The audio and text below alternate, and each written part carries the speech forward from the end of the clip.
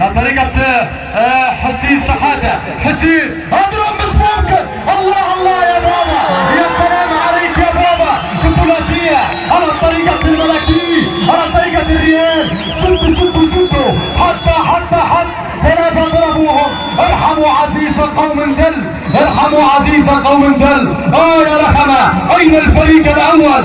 اين الفريق الاول يا رحمة؟ اين الفريق الاول يا رحمة؟ زيدان حيران، هذا ابن زيد الدين زيدان، ولكنه عايش في رخمة. الكرة ممتازة عند الفريق الأحمر. حط الكرة، أنت المطوع بدر المطوع. حط الكرة ممتازة. سلام القصير مكير حطها له. مكير مقطوعة من هناك. بيلي خلقي أضرب مش ممكن.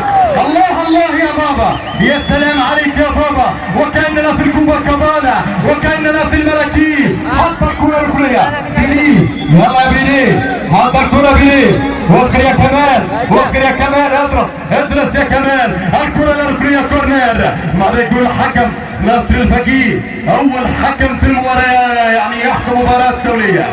هذا الحكم ناصر الفقيه هو حكم دولي هولندي، عاش في ألمانيا وترعرع في اليمن. هذا الهولندي. الله يا ناصر الفقيه، على يد تخرجت أجيال وأجيال.